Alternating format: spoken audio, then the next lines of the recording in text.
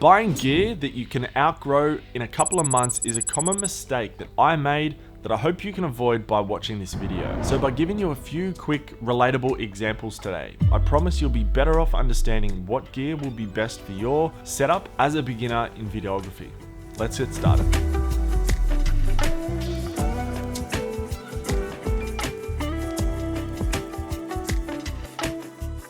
The first mistake I made was thinking that I had to buy everything brand new. If I had my time again, I would absolutely buy secondhand. Your money can go almost twice as far simply by buying secondhand. Now you try and get the ones that are under 12 months old, barely been used, bad present, whatever it is. The next mistake I made is I didn't look at lenses as a long-term investment. Lenses can be adapted to different camera bodies. My staple lenses, my 16-35, my 24-70, my 70-200, are gonna be with me for a very long time. My camera body, that might get upgraded over time or as my needs increase as a videographer for certain features. Another point to consider is that if your camera that you buy comes with a kit lens, get familiar with what focal lengths are the most common focal lengths you use, and therefore that can inform your decision to buy a quality, low aperture lens in that focal range specific to what you need.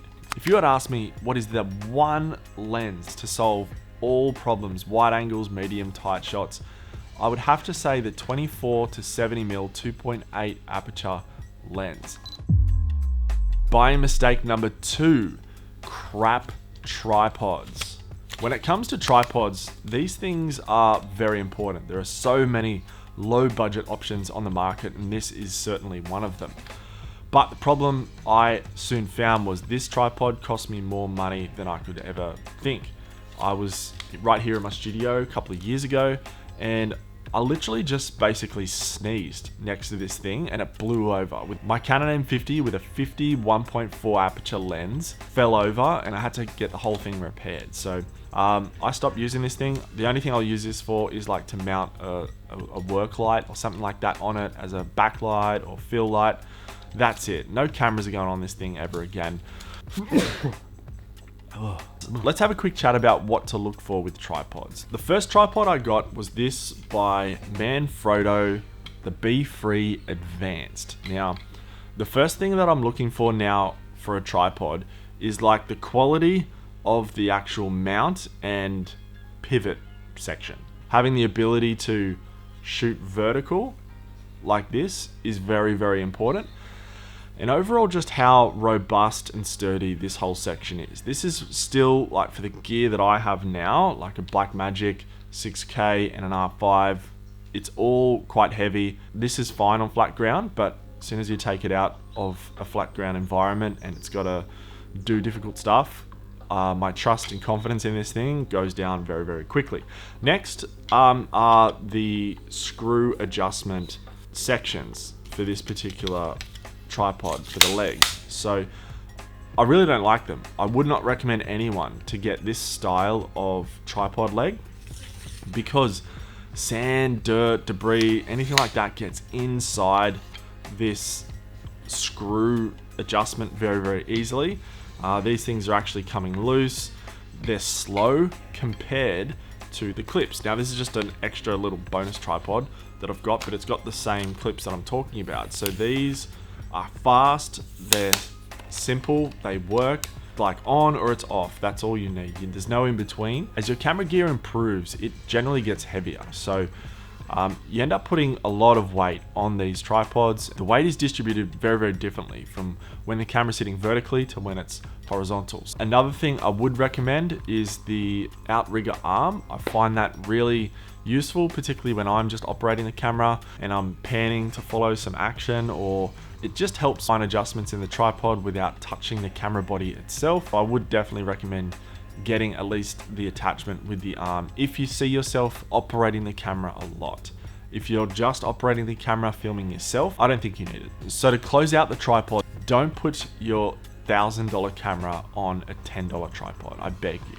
Buying mistake number 3, lighting. Use what you've got. You know, it's funny, when I started out, I had a bunch of spare planter pots in my backyard. I'm not even kidding. And I cut the holes out at the bottom of the planter pots and used them as a softbox over the top of like 2 or 3 desk lights. And I put like a little sheet or paper towel on the front to diffuse it. And I just worked with that. And it was kind of fun. It taught me more about lighting than anything else could, because I was very deliberate about what I was doing. I was paying attention to the results of the lighting. And that really helped inform me when it came time to make an investment in lighting equipment, on what I needed and how many and all that sort of stuff. Don't go for the Nanlite Pro right out of the gate. Like, it's just super unnecessary. You can work with natural light, your desk lamps. I use a work light to this day that I use as a backlight. It's super convenient because it's battery powered. I can move it around really easily, get different effects on the background. I also use these little Lume Cube battery LED lights, light different parts of the background and stuff like that.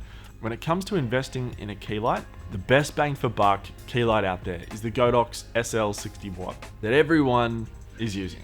It's cheap, it does what it says, comes with a tripod, softbox, everything that you need to get started. There's an affiliate link in the description if you want to check that one out. All right, buying mistake number 4, audio. I bought this external audio recorder. This one's a Zoom H6, pretty much because I saw all the cool kids using it. The reality is, for a beginner, externally recording audio look cool. The quality is better, okay? But is it necessary? Absolutely not. Getting quality audio is so easy. This is like the hardest way to get quality audio. There are so many failure points in externally recording. It's got its own power, which can go flat in a shoot. It's got to have its own SD card. Then in post, you've got to sync up your audio with your in-camera audio and make it all work. So there's just a lot going on. There's a lot of work to do. And as a beginner, I think you should really be focusing on the quality and the content of your content rather than the finer 1%ers in audio.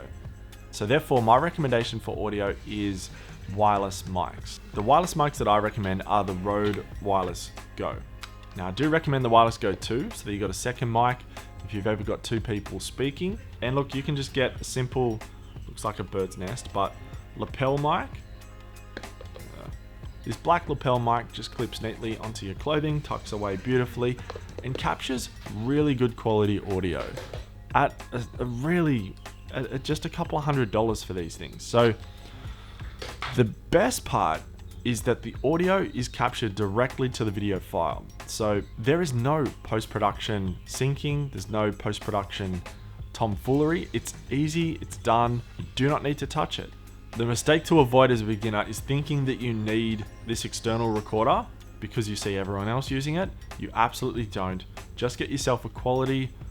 You can try Rode, DJI, I know make a really good one, and there's a bunch of them out there. They're all cracking good quality. So get yourself a wireless mic, lapels if you're using a lot outdoors, and yeah, enjoy.